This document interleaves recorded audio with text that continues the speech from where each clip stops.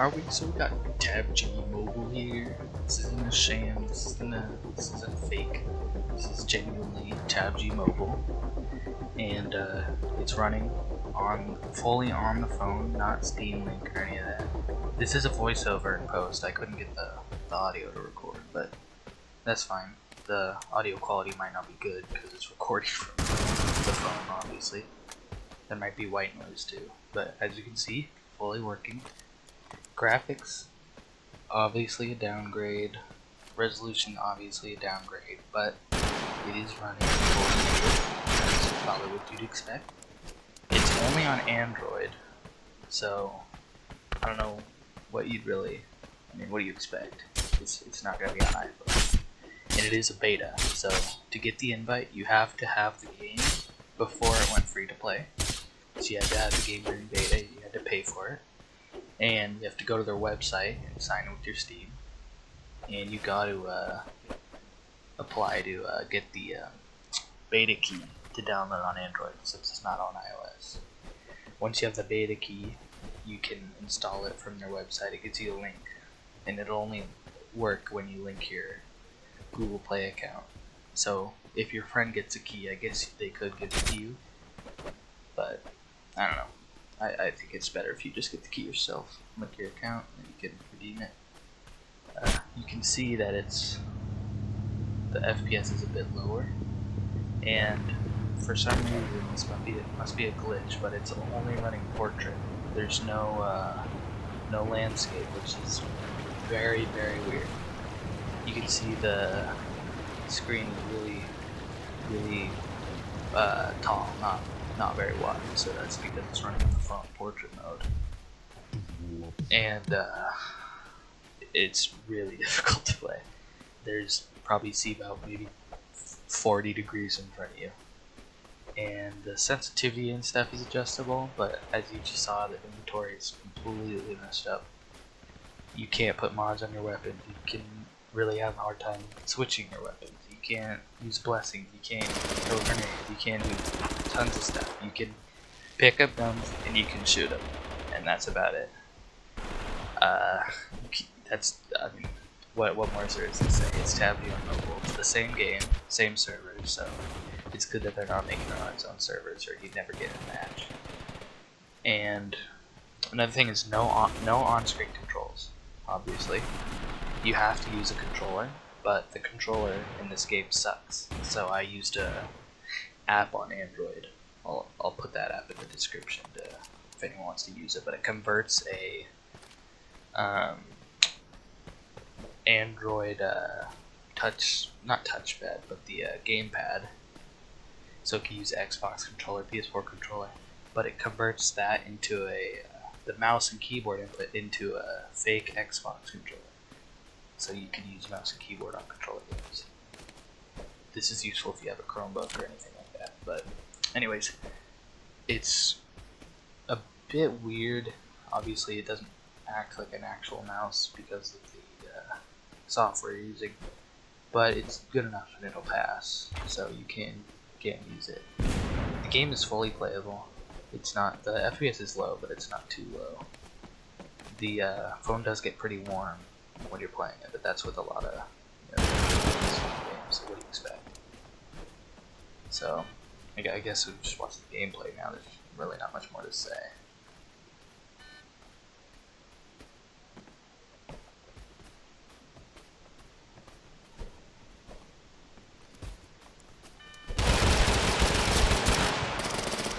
Oh, got that guy.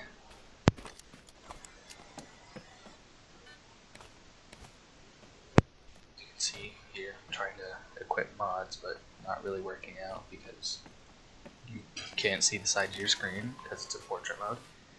The aspect ratio obviously is working because your HP, your name tag in the top left, is moved over towards the middle. The compass is shrunken down, and the 38 alive, you can see the top left, is moved over along with the weapons icon to the bottom right. One thing that doesn't work is the grenades and the little health icon for the medkits. You can see the bandages, but not the medkits. But if you already played the game, you know which keybinds it is. You can, you'll be able to figure that out. Setting up the software did take a bit of tweaking. You have to know the controls. I had to look them up on the SteamDB, on the store page for the game. But once you do that, you set up the software where each key on your keyboard or mouse translates to one of the keys on the controller button. And that is basically how you get all the controls running. Most softwares have WASD and the mouse moving already set up, but there's not much you can do. You can't pick up guns or anything, so you have to set that up before you play.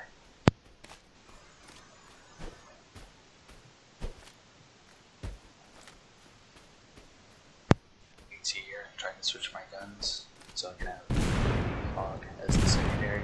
Having a difficult time, but you can do the trick where you just use a third weapon as well, which does work out.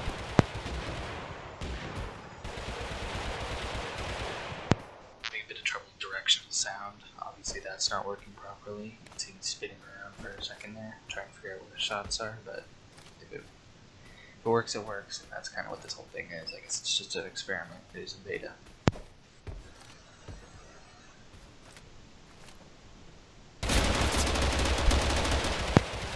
See, I missed most of those shots. Aiming is pretty difficult. Not only the controls messed up, but also the screen is tiny, so it's really hard to see the enemies, see where your crosshair is.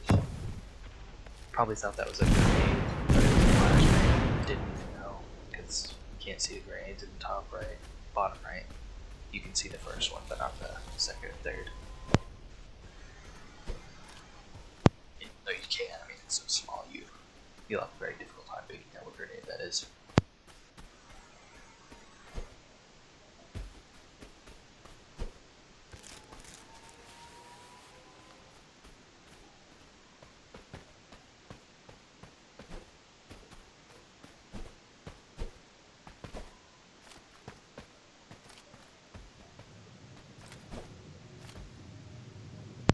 It's one of the newer Samsung Galaxies, and Samsung Galaxy does support mouse and controller, which is what I tried to do initially. Didn't work, so that's why I had to use the software, but I doubt this will run on many of the cheaper Android phones. It has to be one of the more newer, powerful ones, because of course this is a full FPS shooter running natively, so you're going to need a bit of power to run this. It's not going to run on your Nokia.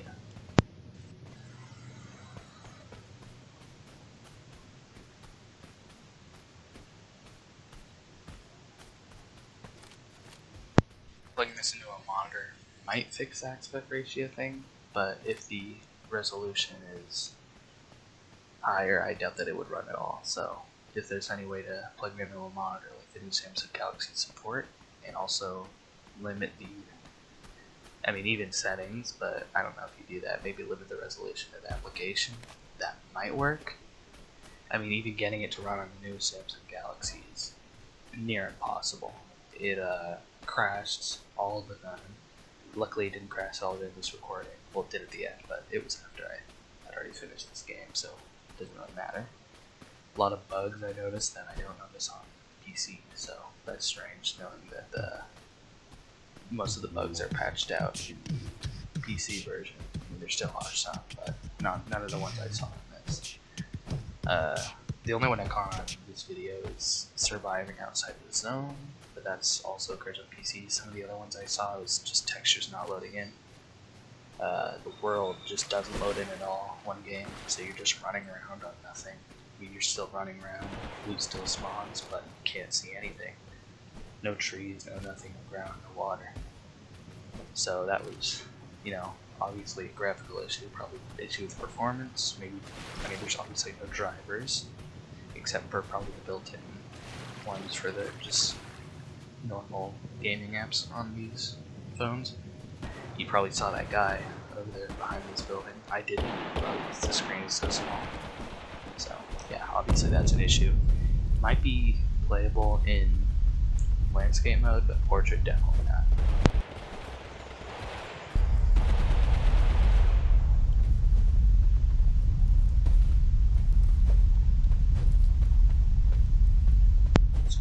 trying my hardest in this game, but spoiler alert, I do not win, which is quite expectable when you're playing on a phone against people playing on their PCs. Even if you have mouse and keyboard, it's still pretty impossible to play the game. It is interesting to see this running, but I don't know if the developers will be able to go anywhere with this. I don't know if they put a lot of time into the support, but I don't know if this is really going to go anywhere unless they release it on iOS or you can get it on an Android tablet and they fix the portrait issues. Use landscape, that would maybe make it better, but when you're just using a normal phone, not even if it was just portrait, if they could finally make it landscape, this would still be very difficult to run. And also, you do get running. It's still a very small screen, unless they're going to make special lobbies just for the phone, which I don't think is going to work because the player numbers on this game are already dwindling. Well, see what the developers do. I don't know if they're going to do this, just a thing they wanted to test, but who knows.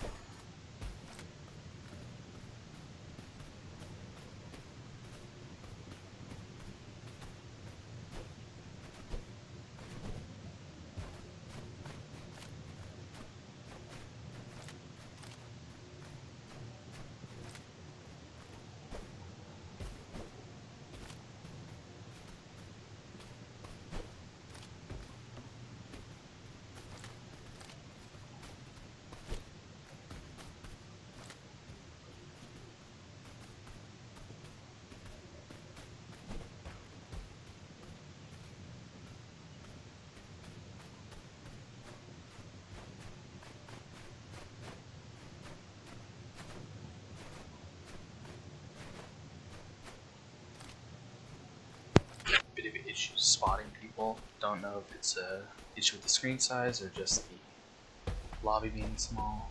As you can see, the walls just dropped and I am nowhere near them. Also, I'm apparently not noticing that they're dropped because they are closing right now. I am getting closed out. This is the moment when I get closed out. You can see in the top right, it's 60% with the walls. And I mean, obviously I couldn't read that because the screen is so small, but you can tell that this is where I get closed out. But the glitch does occur and I somehow live.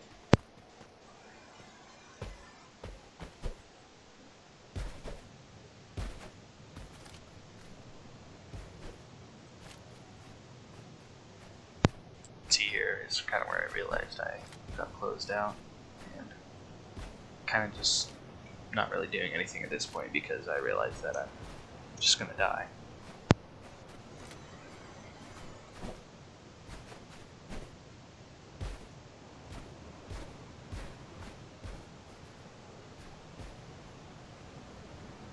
You can see how far out of the zone I am, so not really sure. I guess here's the point where I realize I'm not gonna die from the zone, so I guess I can start running towards it. I was gonna try to do the old glitch in this game where you could jump on top of one of the rising walls to boost you up, but since it is one of the final rings, there's 3 people alive, the circle's small, it's gonna start moving to final showdown. I think I thought that was a launch pad grenade. Obviously another benefit of having a tiny screen, probably about 4 inches from corner to corner.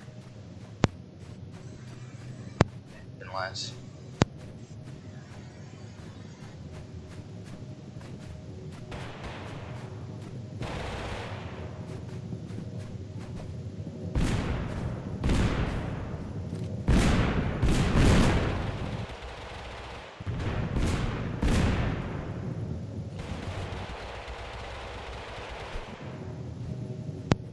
So I'm just trying to stay alive. I'm gonna fast forward to around maybe 4 minutes. Yep, this is where I exit the game. Obviously I died out of the zone, not much you can do there. But this is the shooting range, everything's fully working. You can see the menu there. And yeah, this is Tabg Mobile. That's just about it.